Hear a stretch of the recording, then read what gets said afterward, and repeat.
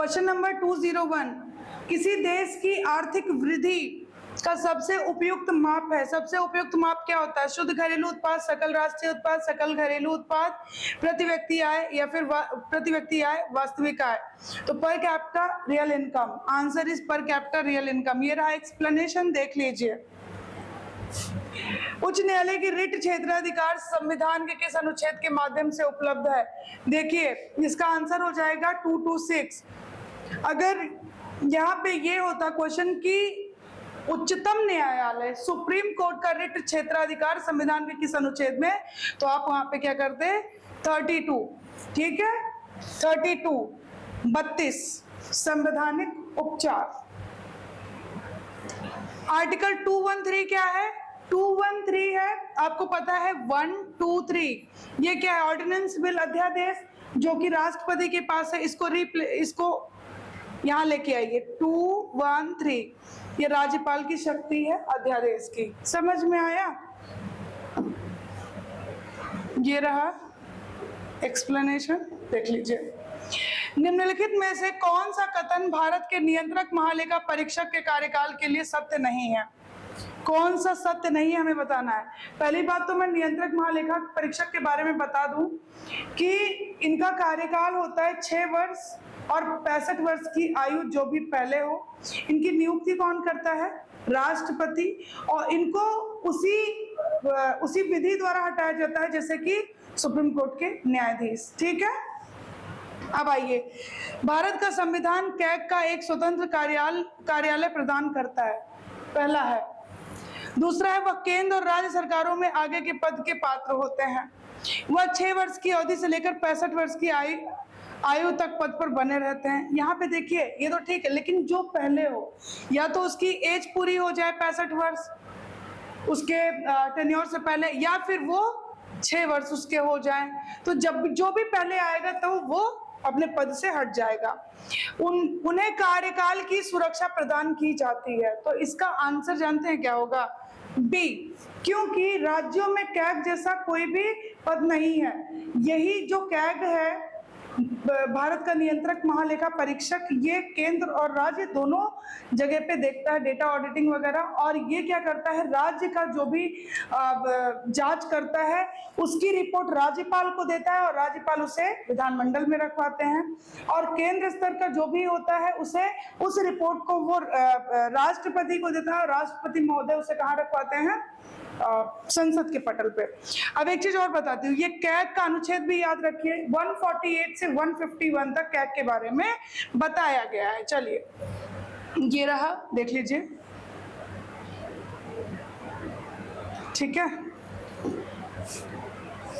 निम्नलिखित में से कौन सा संशोधन अधिनियम सहकारी समितियों से संबंधित है? कोऑपरेटिव सोसाइटीज, 97, 95, 93, 99, बताए कौन सा है?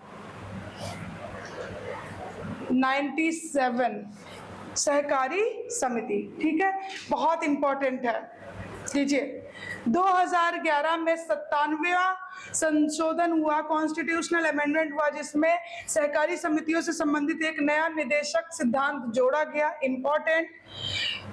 इसमें राज्य को सहकारी समितियों के स्वैच्छिक गठन, स्वायत्त कामकाज, लोकतांत्रिक नियंत्रण और पेशेवर प्रबंधन को बढ़ावा देने की आवश्यकता है। अनुच्छेद 43B, और आपको बता दूं जो DPSP है भाग 4 में है, राज्य के नीति निर्देशक तत्व, डायरेक्टिव प्रिंसिपल्स किसमें है?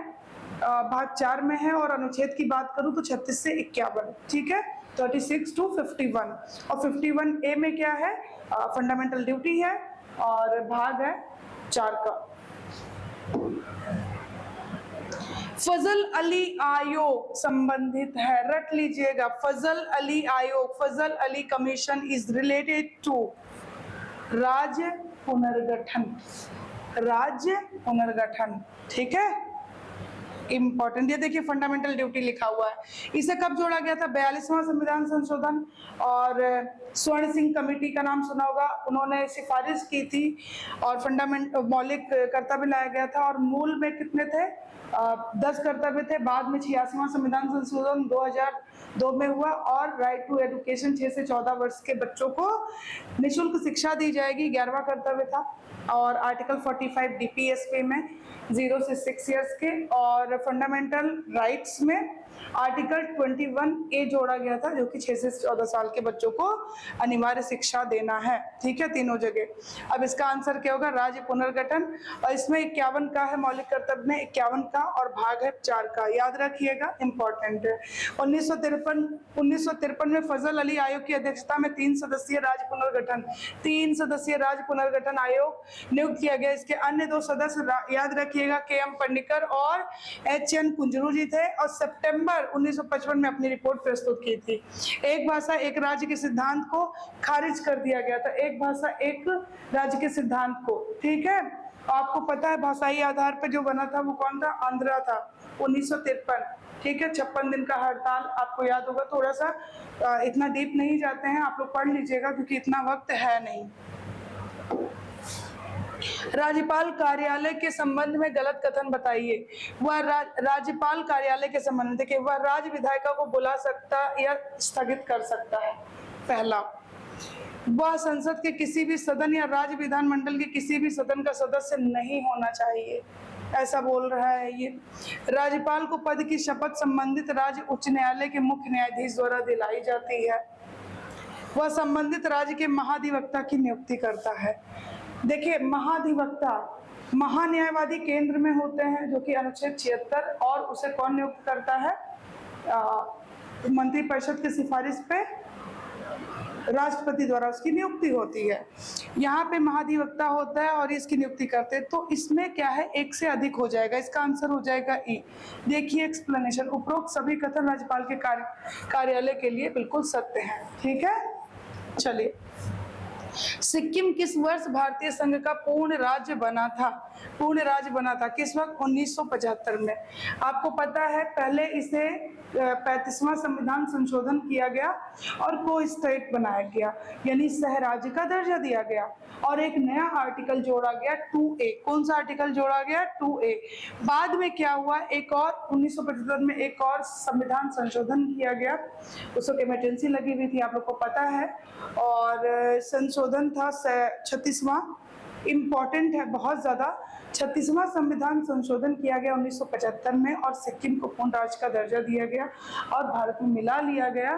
तो 36वां संविधान संशोधन 1975 आप लोग जरूर याद रखिएगा, ठीक है। और सिक्किम में आपको पता है भारत में स्थित सबसे ऊंची चोटी है, क्या नाम है उसका? कंचनजंगा। और भारत की कौन सी है? K2 है, जो कि काराकोरम में है। तो याद रखिएगा 1975।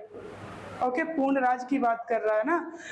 सिक्किम चोग्याल द्वारा शासित एक भारतीय रियासत थी। सिक्किम को भारतीय संघ का पूर्ण राज्य बनाने के लिए 36वां संविधान संशोधन अधिनियम 1975 लागू किया गया था, ठीक है, और 22वां राज्य बनाया गया। संशोधन ने संविधान की पहली और चौथी अनुसूची में संशोधन कर दिया और अनुच्छेद 371F जोड़ा।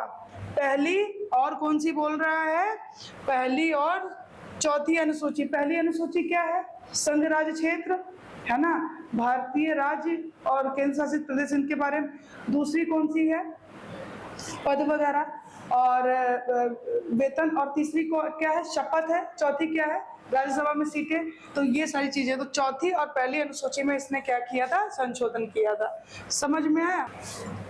हमारे संविधान में राष्ट्रपति पर महाभियोग का प्रावधान किस संविधान से लिया गया है? बताया किससे लिया गया है? अमेरिकी। किससे? अमेरिकी संविधान से लिया गया है। अब ध्यान से सुनिए, ये जो महाभियोग होता है, महाभियोग 2 ही लोगों के लिए है, एक तो राष्ट्रपति, दूसरा न्यायाधीश सुप्रीम कोर्ट के। जब भी महाभियोग लाया जाता है तो इनको 14 दिन पहले नोटिस दी जाती है, ठीक है, उसके बाद इसे लाया जाता है महाभियोग को। तो 2 लोग के लिए राष्ट्रपति, और आर्टिकल कौन सा है याद रखिएगा? आर्टिकल 61 है राष्ट्रपति के लिए, आर्टिकल 61 है महाभियोग, याद रखिएगा, इंपॉर्टेंट है। ये देख लीजिए, गंडक उत्तर पश्चिम बिहार की एक प्रमुख नदी है। यह किस स्थान पर बिहार की सीमा में प्रवेश करती है? किस स्थान पर करेगी? वाल्मीकि नगर, यानी कि पश्चिमी चंपारण की बात कर रहा हूँ, है ना।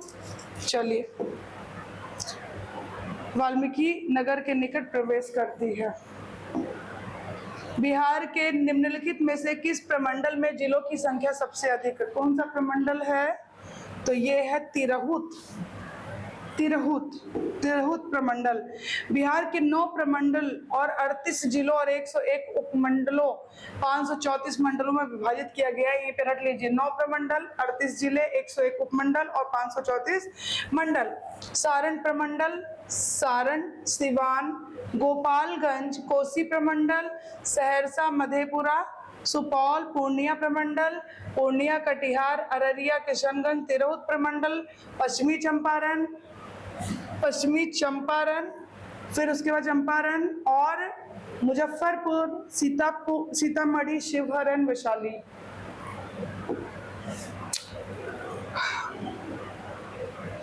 धन विधेयक के बारे में निम्नलिखित कथनों में से हमें बताना कौन सा कथन सही नहीं है। सबसे पहले धन विधेयक के बारे में एक चीज बताती हूँ।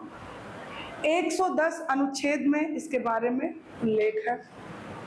इसके धन विधेयक के बारे में जो पावर है, जो शक्ति है, किसके पास है? वो लोकसभा के पास है। लोकसभा में ही ये पारित होता है। सबसे पहले राष्ट्रपति से पूछा जाता है, उसके बाद जाता है लोकसभा में, लोकसभा से फिर ये राज्यसभा के पास जाता है। राज्यसभा के पास सिर्फ 14 दिन का ही वक्त होता है, 14 दिन का ही टाइम होता है। वो यस करे नो करे, अपने पास रोक नहीं सकता है। अगर दोनों सदनों में कोई गतिरोध बाई चांस होता है तो याद रखिएगा, संयुक्त बैठक जैसा कोई भी बात इसमें नहीं किया गया है, कोई प्रावधान नहीं है। संयुक्त बैठक मतलब 108। बुलाता कौन है? राष्ट्रपति संयुक्त बैठक को, और उसकी अध्यक्षता कौन करता है? लोकसभा स्पीकर। ठीक है। धन विधेयक, कोई धन विधेयक है या नहीं है, इसका पावर किसके पास है? लोकसभा स्पीकर के पास है। इतनी बात आप जरूर जानिएगा। चलिए अब आते हैं यहाँ पे। इसे केवल लोकसभा में ही पेश किया जाता है, बिल्कुल राज्यसभा में नहीं। ये बिल्कुल सही हो गया, अभी मैंने बताया। इसे लोकसभा का कोई भी सदस्य पेश कर सकता है। इसे राष्ट्रपति की सिफारिश पर ही पेश किया जाता है। राज्यसभा द्वारा इसमें अधिकतम 14 दिन की ही देरी की जा सकती है। तो बताइए आंसर क्या होगा? इसे लोकसभा का कोई भी सदस्य पेश कर सकता है। ये गलत है, रॉन्ग है। ठीक है, बाकी सब बिल्कुल ठीक है। ठीक है, एक मंत्री द्वारा, याद रखिएगा, वहां पे वही गलत था। अब आ जाइए, वंदे मातरम गीत सबसे पहले किस वर्ष कांग्रेस के अधिवेशन में गाया गया था? 1896। और ये कांग्रेस आई कब थी? 1885 में, 28 दिसंबर। ठीक है। पहला किसने हेड किया था? विमेशन। दूसरा किसने किया था? नौरोजी ने। तीसरा तैयब। ठीक है। बंकिम चंद्र चटर्जी द्वारा संस्कृत में रचित वंदे मातरम स्वतंत्रता के संघर्ष में लोगों का प्रेरणा स्रोत है। इसे पहली बार 1896, वेरी सॉरी, मैं शायद गलत बोल दी। पहली बार 1896 में कलकत्ता के अधिवेशन में गाया गया था। 1882 में प्रकाशित उपन्यास आनंद मठ, बहुत इंपॉर्टेंट है, से लिया गया था। ये आनंद मठ से कई बार पूछा जाता है। मूल वंदे मातरम में 6 छंद हैं, 6 छंद है। तो 1896 जरूर याद रखिएगा। कांग्रेस आई थी 1885 में। ठीक है। संविधान के किस अनुच्छेद के तहत संसद को नागरिकता के अधिग्रहण और समाप्ति के संबंध में कोई प्रावधान करने की शक्ति है? 5, 8, 11, 12, बताइए किसमें है? आर्टिकल 11। ठीक है। नागरिकता 5 से 11 तक है, भाग है 2, भाग है 2। और बता दूं, नागरिकता अधिनियम 1955। 11 में संसद को नागरिकता के अधिग्रहण, समाप्ति और नागरिकता के संबंधित अन्य सभी मामलों के संबंध में कोई भी प्रावधान करने की शक्ति है। इंपॉर्टेंट। चलिए, उदयपुर वन्य जीव अभयारण्य बिहार के किस जिले में स्थित है? उदयपुर कहाँ पर है? पश्चिमी चंपारण। इंपॉर्टेंट, पश्चिमी चंपारण में है। इसकी स्थापना 1978 में और 8.7 किलोमीटर क्षेत्र को कवर करता है। वन्यजीव अभयारण्य मुख्य रूप से आर्द्र भूमि है, जो गंडक नदी के बाढ़ मैदान में एक ऑक्सबो झील, आप लोग देखोगे आज जरूर कि ऑक्सबो झील किसे कहते हैं, कैसा दिखता है, उसका डायग्राम भी देखना, अच्छे से याद होगा। ठीक है, जरूर देखना। यह निवासी और प्रवासी दोनों प्रकार के जलीय पक्षियों के लिए है। मैला आंचल नामक हिंदी उपन्यास किसके द्वारा लिखा गया था? फणीश्वर नाथ रेणु, ठीक है, बहुत इंपॉर्टेंट है, पढ़िएगा कभी वक्त मिले, ये उपन्यास बहुत ही बेहतरीन है। यह फणीश्वर नाथ रेणु द्वारा लिखा गया प्रेमचंद के गोदान के बाद मैला आंचल को हिंदी साहित्य परंपरा में सबसे महत्वपूर्ण हिंदी उपन्यास माना जाता है। फणीश्वर का जन्म 4 मार्च 1921 को बिहार के अररिया जिले में हुआ था, छोटे से गांव में औराही हिंगना में हुआ था, और उन्हें 1970 में पद्मश्री से भी सम्मानित किया गया था। ठीक है, क्या था एक यहाँ पर नाम बताइए। आर्थिक दृष्टि से 19वीं शताब्दी में भारत के ब्रिटिश शासन का एक परिणाम था भारतीय कृषि का व्यवसायीकरण। इंपॉर्टेंट आंसर इज ए, देख लीजिए एक्सप्लेनेशन। चलिए, कोल विद्रोह का नेतृत्व निम्नलिखित में से किस नेता ने किया था? कोल विद्रोह का नेतृत्व किसने किया था? कोल विद्रोह बुद्धो भगत, ठीक है, आंसर इज बुद्धो भगत। कोल विद्रोह इंपॉर्टेंट 1831 और 32 में छोटा नागपुर क्षेत्र में। एक्सप्लेनेशन देख लीजिए, बुद्धो भगत, कोल बुद्धो भगत, याद रखिएगा। निम्नलिखित में से किस यौगिक का उपयोग क्षार के रूप में नहीं किया जाता है? क्षार के रूप में नहीं किया जाता है, किसका उपयोग? Nitrogen hydride. आपको पता है 7 उदासीन होता है, माइनस में जाएंगे तो वो एसिड हो जाएगा, और इधर प्लस में जाएंगे 8 9 10 तो ये क्षारीय हो जाता है, ठीक है, एल्कलाइन। तो यहाँ पे क्या कह रहा है, किस यौगिक का उपयोग क्षार के रूप में नहीं किया जाता है? Nitrogen hydride. Okay, answer is D, answer is D. देख लीजिए, अंगूर के कौन सा अम्ल प्रमुख रूप से पाया जाता है? कौन सा अम्ल पाया जाता है इसमें? टैट्रिक एसिड, टैट्रिक एसिड, ठीक है, अंगूर में टैट्रिक एसिड प्रमुख मात्रा में होता है। देख लीजिए, निम्नलिखित में से कौन से फोटोकेमिकल स्मोक का घटक है जो गर्म, शुष्क और धूप वाली जलवायु में होता है? बताएं। इसमें हो जाएगा एक से अधिक ओजोन, NO2 और CO2 कार्बन डाइऑक्साइड और पेरोक्सी एसिटाइल नाइट्रेट, ठीक है, ये देख लीजिए एक्सप्लेनेशन। यूवी रेज जब सूर्य से परावैंगनी प्रकाश वायुमंडल में नाइट्रोजन ऑक्साइड के साथ प्रतिक्रिया करता है तब भूरे धुंध के रूप में दिखाई देता है, और सुबह और दोपहर के दौरान सबसे प्रमुख होता है। फोटोकेमिकल स्मॉग में नाइट्रोजन, ओजोन और ये जो पैन लिखा हुआ है इसी का फुल फॉर्म है ये पेरोक्सीटाइल नाइट्रेट, ठीक है, पैन इसको शॉर्ट में बोलते हैं। और SO2 के आदि के ऑक्साइड होते हैं। यह पर्यावरण और मनुष्यों को प्रभावित करता है। इसमें आंखों में जलन, सांस लेने में भी दिक्कत होती है, और ये दिल्ली में अक्सर ऐसी प्रॉब्लम हो जाती है, ठीक है। चलिए, दिल्ली का ही नाम क्यों लिया? दिल्ली बहुत ज्यादा हाईलाइट रहता है इसको लेके। विद्युत धारा का तापीय प्रभाव प्रतिरोध धारा और समय पर निर्भर करता है। यदि इसमें धारा दोगुनी कर दी जाए तो ऊष्मा कितनी होगी? ऊष्मा कितनी होगी? विद्युत धारा का तापीय प्रभाव प्रतिरोध धारा और समय पर निर्भर करता है। अगर इसमें धारा को, करंट को दुगना कर जाए तो क्या होगा? 4 बार। आंसर इज 4, ठीक है। ऊष्मा कितनी होगी? 4 बार। देख लीजिए,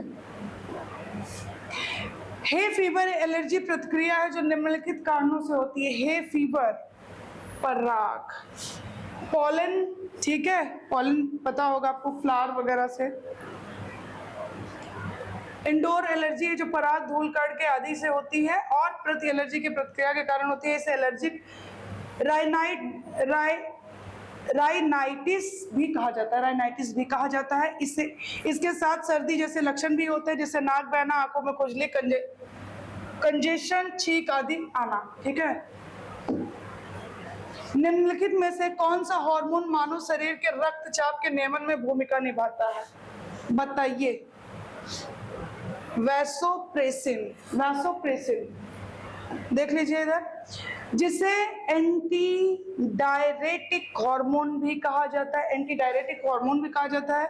पिट्यूटरी ग्रंथि, पिट्यूटरी ग्लैंड में संश्लेषित होता है। ये किडनी द्वारा पानी के प्रति धारण को बढ़ावा देता है। तो देख लीजिए, रक्तचाप बढ़ाने का काम करता है।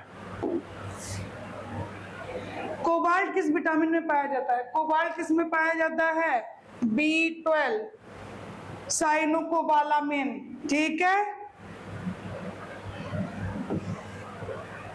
अच्छा, यहाँ पे देख लीजिए, विटामिन के है रक्त का थक्का, इसे ब्यूटी विटामिन भी कहते हैं। विटामिन डी आपको पता है कैल्शियम, कैल्सीफेरॉल इसका नाम है। तो कोबाल्ट विटामिन 2 में विटामिन B12 में पाया जाता है। आवश्यक विटामिन है मांस, मछली, डेयरी उत्पाद और खाद्य पदार्थों में होता है। रासायनिक नाम साइनो कोबालामिन है। यह मस्तिष्क तंत्रिकाओं और रक्त कोशिकाओं जैसे शरीर के अंगों में काम करता है और विकास के लिए आवश्यक है। इसकी कमी से एनीमिया, पीलिया आदि हो जाता है मस्तिष्क और तंत्रिकाओं और रक्त कोशिकाओं को, ठीक है, ब्लड सेल्स वगैरह को। तो देख लीजिए, बहुत ही इंपॉर्टेंट है। निम्नलिखित में से किस कोशिकांग को आत्मघाती थैली कहा जाता है? कोशिकांग, कौन सा कोशिका का अंग है जिसे हम बोलते हैं सेल ऑर्गेनेली? कौन सा है? लाइसोसोम, ठीक है। सेल की मतलब कि कोशिका की आत्महत्या की थैली भी इसे हम बोलते हैं, ठीक है। इसकी वजह से क्या होता है? Cell division. सेंट्रोसोम, आपको बता दूं, न्यूरॉन यानी कि जो ब्रेन सेल होता है उसमें कभी भी वो क्या कहते हैं, सेल डिवीजन नहीं होता। अगर होने लग जाए तो आपको पता है फिर tumour and cancer and all. देख लीजिएगा इसे। फोटो विद्युत प्रभाव का उपयोग निम्नलिखित में से किसमें किया जाता है? ध्वनि का पुनरुत्पादन फोटोमीटर में, टेलीविजन में, फायर अलार्म बेल में। बताइए किसमें किया जाता है? इसमें हो जाएगा एक से अधिक। आइए देखिए, उपरोक्त सभी गतिविधियों में फोटो इलेक्ट्रिक प्रभाव का उपयोग किया जाता है, ठीक है। मीथेन CH4 में किस प्रकार का बंधन होता है? सहसंयोजक, आयोनिक, समन्वय या धात्विक? कैसा होता है? सहसंयोजन, कोवैलेंट बॉन्ड, ठीक है। उपकरण एवं उसके द्वारा रूपांतरित ऊर्जा के गलत युग्म का चयन करिए। माइक्रोफोन ध्वनि ऊर्जा को विद्युत ऊर्जा में बदलता है। कह रहा है जो माइक्रोफोन आप यूज करते हो वो ध्वनि को क्या करता है? विद्युत में। बैटरी क्या करता है? रासायनिक को विद्युत में। डायनेमो क्या करता है? यांत्रिक ऊर्जा को विद्युत में। सितार क्या करता है? यांत्रिक को ध्वनि में। तो बताइए इसमें से एक से अधिक हो जाएगा, ठीक है। एक से अधिक गलत। अब देखिए कैसे। उपरोक्त सभी मिलान सही है। ऊर्जा संरक्षण का सिद्धांत, ऊर्जा को ना तो बनाया जा सकता है, ना ही आपको पता है एक दिशीय होता है, और ना ही नष्ट किया जा सकता है। केवल ऊर्जा को एक से दूसरे में परिवर्तित किया जा सकता है। समझ में आया? सेल्सियस पैमाने में 155 डिग्री फ़ारेनहाइट का मान है। 155 डिग्री फ़ारेनहाइट का मान है 68.3 डिग्री सेल्सियस, ठीक है। स्ट्रेटोस्फीयर को जेट विमान उड़ाने के लिए आदर्श माना जाता है। इसमें कोई भी मौसमी क्रियाएं नहीं होती हैं, ठीक है।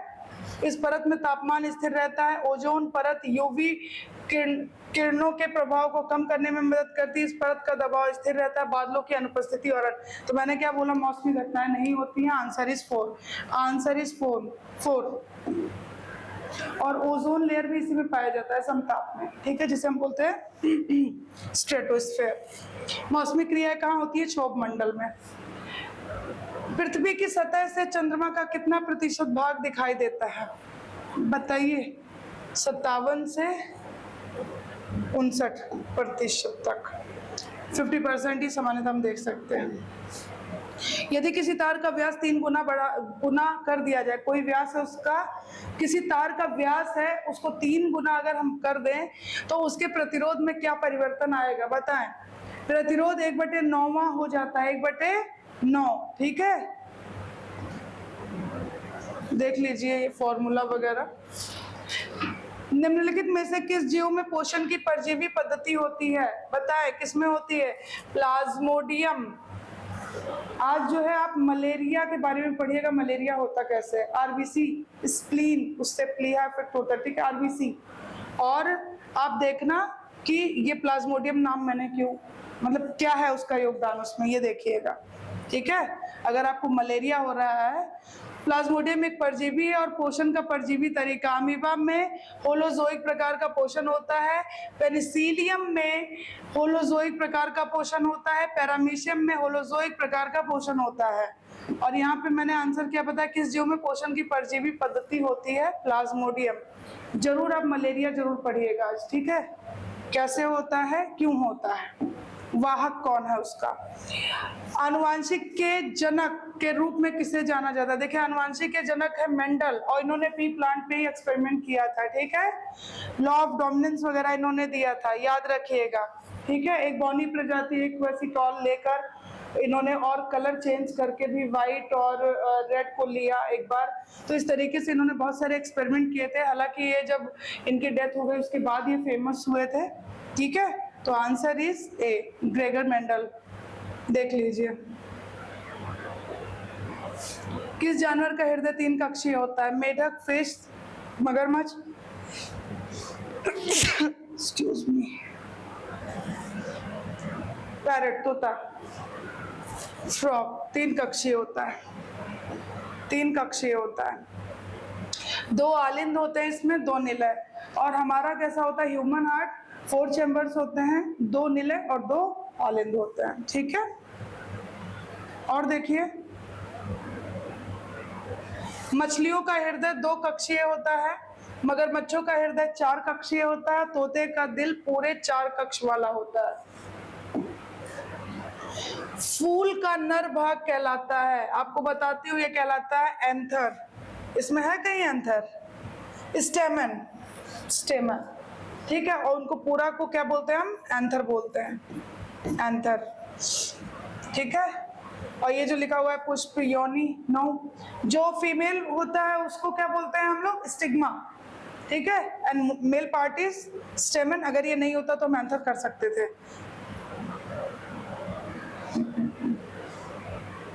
ठीक, ये देख लीजिए इसका।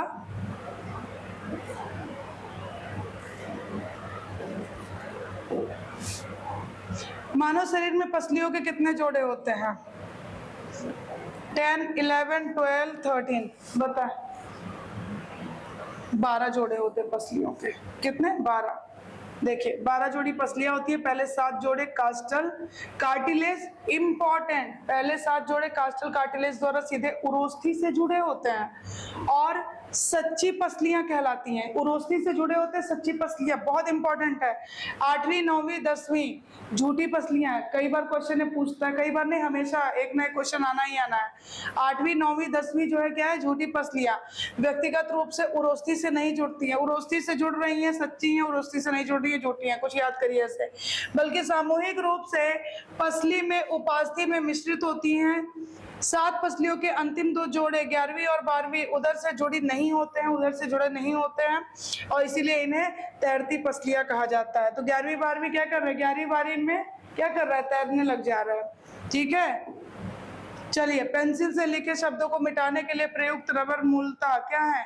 विनाइल, प्रोपाइल, इथाइल या मिथाइल? क्या है?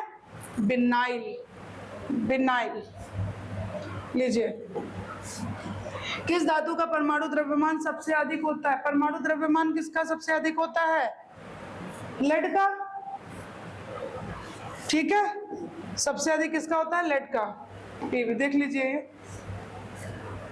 द्रव्यमान संख्या या न्यूक्लियॉन संख्या भी कहा जाता है। प्रोटॉन और न्यूट्रॉन की कुल संख्या है। क्या है ये? प्रोटॉन और न्यूट्रॉन की कुल संख्या। सीसा का परमाणु द्रव्यमान कितना होता है? 207.2, ठीक है। ये सोने का परमाणु द्रव्यमान देख लीजिए, प्लैटिनम का देख लीजिए, सारा देख लीजिए। धुआं इसका उदाहरण है, धुआं इसका उदाहरण है। क्या है आंसर? धुआं। गैस में ठोस का मिश्रण, गैस में ठोस का मिश्रण, ठीक है। धुआं एरोसोल का उदाहरण है। एरोसोल, ये शब्द आज सर्च करिएगा क्या है जरूर। एरोसोल के कोलाइड हैं और जिसमें ठोस चरण गैस माध्यम में फैलता धुआं तरल गैसीय माध्यम में ठोस पदार्थों का एक विषम मिश्रण है। चुंबकीय प्रवाह की एसआई इकाई क्या है? चुंबकीय प्रवाह की एसआई इकाई है वेबर, वेबर। चुंबकीय प्रवाह की एसआई इकाई वेबर। वोल्ट सेकेंड जिसे हम वोल्ट सेकेंड है। सीजीएस इकाई मैक्सवेल है। चुंबकीय प्रवाह को आमतौर पर फ्लक्स मीटर में मापा जाता है, ठीक है। टेस्ला चुंबकीय क्षेत्र की एसआई है। टेस्ला चुंबकीय क्षेत्र की एसआई इकाई है। चुंबकीय द्विध्रुव आघूर्ण की एसआई इकाई एम्पियर वर्ग मीटर है। निम्नलिखित में से कौन सी अधातु है जो कमरे के तापमान पर तरल हो जाती है? बताइए। Helium, chlorine, bromine, iodine. कौन सी है? ब्रोमीन। कौन सी है? ब्रोमीन। ब्रोमीन कमरे के तापमान पर तरल, इसका रंग लाल भूरा होता है। ठीक है, देख लीजिए। आयोडीन क्या है? गैर धात्विक है। रेयॉन रासायनिक दृष्टि से है, रेयॉन जो है रासायनिक दृष्टि से क्या है? सेल्यूलोज है, सेल्यूलोज है।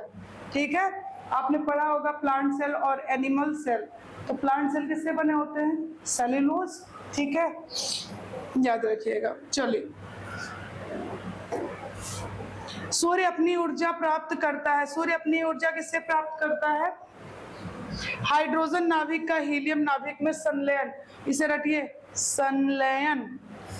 ठीक है, उसमें ऑप्शन में आपको विखंडन नहीं मिलेगा, लेकिन संलयन पढ़िए, फ्यूजन जिसे बोलते हैं। ये रहा परमाणु। ठीक है, सूर्य परमाणु संलयन नामक प्रक्रिया से ऊर्जा उत्पन्न करता है।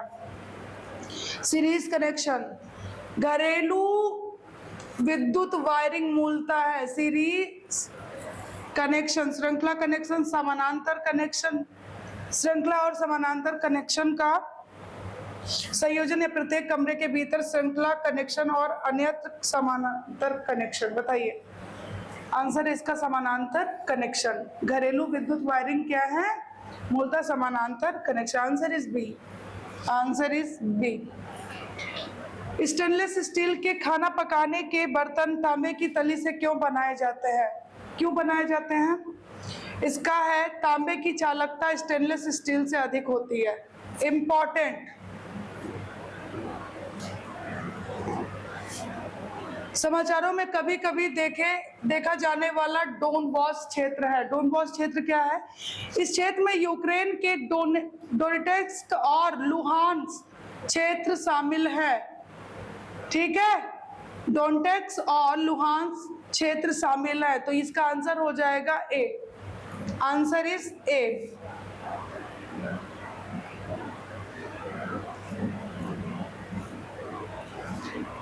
निम्नलिखित में से कौन सा गलत है? तेलंगाना कोयास, कर्नाटक टोडा, बिहार बंजारा, मध्य प्रदेश कोल, इनमें से तो इसमें से हो जाएगा एक से अधिक। उपरोक्त में से कोई नहीं सही सुमेलित है। टोडा वगैरह इधर है तमिलनाडु वगैरह में। ठीक है, बंजारा यहाँ पाए जाते हैं और राजस्थान वाले एरिया में। देख लीजिएगा एक बार। ग्रहों के संबंध में निम्नलिखित में से कौन सा गलत है? हरा ग्रह रंग, यूरेनस का क्या रंग होता है? ग्रीन। संध्या तारा शुक्र, ये कह रहे हैं कि संध्या का तारा क्या है? वीनस।